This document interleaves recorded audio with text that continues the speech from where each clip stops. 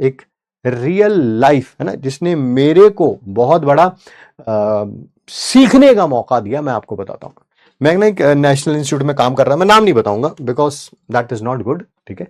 जहां काम करते हैं सारे इंस्टीट्यूट अच्छे होते हैं, ठीक है। कहीं का नमक खाया हो तो वहां की नमक हरामी नहीं करनी चाहिए। बट उस इंस्टीट्यूट में पता क्या था, ठीक है, हमें सिर्फ टॉपर वाले बैच ही मिलते थे। सही बात बता रहा हूं मैं आपको, टॉपर्स को पढ़ाने का मौका मिलता था।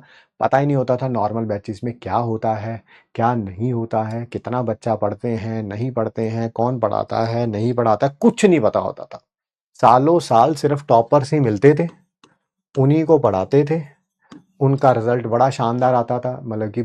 और बैच में बच्चे भी बहुत कम होते थे भाई, 10-10, 12-15, 12-15, 20-25, 30-50, ऐसे ही, डिपेंडिंग अपॉन कौन सी क्लास है, कौन सा है, ठीक है। एंड उसी में से जैसे मान लो जेई का बैच मिला, और जेई में मान लो 25 बच्चे हैं, तो भाई 20-22 का आईआईटी में बहुत अच्छा रैंक आ जाता था, 2-3 जो बाकी बचते थे उनका ठीक ठाक रैंक आ जाता था। नीट में मान लो 25 बच्चे हैं, तो भाई 25 में से 20-22 का तो बहुत ही जबरदस्त रैंक आ जाता था, 2-3 का ठीक ठाक रैंक आ जाता था, ठीक है। ऐसा ही चलता रहा, तो फिर आपकी मेंटालिटी भी वही बन जाती है, बल्कि आप इतने साल इन्हीं को पढ़ाते रहोगे तो समहाउ सी थोड़ा बहुत चेंज आ जाता है। तो आपको लगा, मेरे को लगने लगा यार रिजल्ट तो सिर्फ यही नहीं कहा था यार, बाकी तो सिर्फ मोह माया है, ठीक है ना, बाकी सिर्फ मोह माया, क्योंकि रिजल्ट में तो यही दिखते हैं, अखबार में फोटो तो इन्हीं की छपती है, ठीक है। तो माइंड में कहीं ना कहीं कंसीव हो गया कि रिजल्ट सिर्फ टॉपर्स का ही आता है, और मेरा बिलीफ हो चुका था, मैं झूठ नहीं बोलूंगा, ठीक है। बट मैंने इंस्टीट्यूट किया चेंज, ठीक है। दूसरा भी नेशनल इंस्टीट्यूट है, ठीक है, वो भी बहुत बढ़िया इंस्टीट्यूट है, बट उनकी पढ़ाने का तरीका बिल्कुल अलग था। वो क्या करते थे, वो हमें टॉपर्स का बैच देते थे, और जो टॉपर्स का बैच होता था ना, उनका मतलब कि क्या बोलेंगे, एकेडमिक साइकिल इस तरह का था कि हम टॉपर से उनको पढ़ा पढ़ू के 11th-12th की खासकर बात कर रहा हूँ, 12th की खासकर बात कर रहा हूँ, उनका सिलेबस खत्म हो जाता अगस्त के आसपास, अगस्त कह लो, सितंबर कह लो, इसी के आसपास सिलेबस खत्म हो जाता था।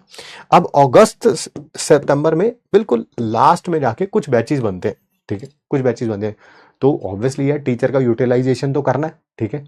तो ये हम टीचर्स को जो कि इनसे थोड़ा बहुत फ्री हो जाते थे, क्योंकि अब इनका सिर्फ डाउट्स लेने हैं, सिर्फ इनका टेस्ट लेना है, तो टाइम उतना नहीं लगता है, ठीक है।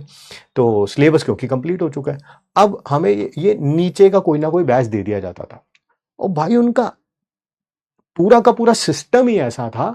वो पता क्या करते थे कि गधे से गधा बच्चा लेते थे, ठीक है। सुनना मेरी बात को, बड़ी इंपॉर्टेंट बात बता रहा हूं, ये मेरे लिए, मैंने सीखा है इससे, पता नहीं आप सीखेंगे कि नहीं सीखेंगे, वो आपके ऊपर डिपेंड करता है, ठीक है। तो आप वो ना बच्चों को लेते थे और रगड़ते थे उन्हें, भाई पत्थर होता था, पत्थर, क्या बोला मैंने, बच्चा क्या है, पत्थर होता था, और हमें भी लगता था भाई पत्थर ही है ये तो, है ना, बड़ा ही मुश्किल है इसका कुछ हो जाए। बट उनका एकेडमिक सर्कल ऐसा था कि भाई रगड़ो रगड़ो रगड़ो रगड़ो, बच्चे को सुबह बुला रहे हैं, डमी स्कूल करवा देते थे उन बच्चों का अगर 11th-12th में, ठीक है, और सुबह बुला रहे हैं और रात के 8-8 बजे छोड़ रहे हैं, भाई सुबह 8 बजे बच्चा आ रहा है, रात को 8 बजे आ रहा है, और सारे बच्चे बहुत ज्यादा अच्छे नहीं थे पढ़ने में। भाई ये मैंने सीखा कि ऐसे बच्चों से भी रिजल्ट आता है। आई वुडेंट से कि इसका रैंक 1 आ जाएगा, मैं झूठ नहीं बोलूंगा, है ना, कि झूठ बोलने का मैं कह दूं ओहो इसने इतनी मेहनत करी कि इसने टॉपर्स को भी बीट कर दिया और रैंक 1 आ गया, ये नहीं। पर भाई अच्छा रैंक लेके आते थे, 3 डिजिट में रैंक ले आते थे, 1000-1500 के आसपास रैंक ले आते। तब मैंने सीखा नहीं यार, ऐसा नहीं है कि कोई एवरेज बच्चा है तो उसका सिलेक्शन नहीं हो सकता, बट उसके लिए एफर्ट ज्यादा लगानी पड़ती थी। पता है इनकी खूब पिटाई होती थी, नेशनल इंस्टीट्यूट में पिटाई, हाँ भाई मैंने करी है ना। कभी उनमें से कोई बच्चा मिल जाएगा ना दिल्ली में तो तुम्हें दिखाऊंगा मैं, ठीक है। भाई खूब पिटाई करते थे इनकी, और भाई इनमें से बच्चे जो अपना रंग बदलना शुरू करते थे, क्यों, क्योंकि इनको पता था पिटाई होगी भाई, भाई पिटाई के डर से सिलेक्शन हो जाता। मुझे लगा भाई कितनी बढ़िया बात है यार, 2 साल में 2 बार पिटाई होगी ज्यादा ज्यादा, एक एवरेज देखें तो एक बच्चे की 2-3 बार पिटाई होती है, रोज थोड़ा पिटता है यार कोई, शर्म आ जाती है हर किसी को। वो 2-3 मतलब आपने एक को पीटा, मान लो 30 बच्चों की क्लास है, तो भाई बाकी 29 डर जाते थे, भाई कल अपना नंबर लगेगा, भाई होमवर्क करके जाना, भाई भाई भाई भाई मॉड्यूल करके जाना। आप सोचो उस डर से ही बाकी 29 जो है 2-3 हफ्ते फिर ठीक चलता रहता था।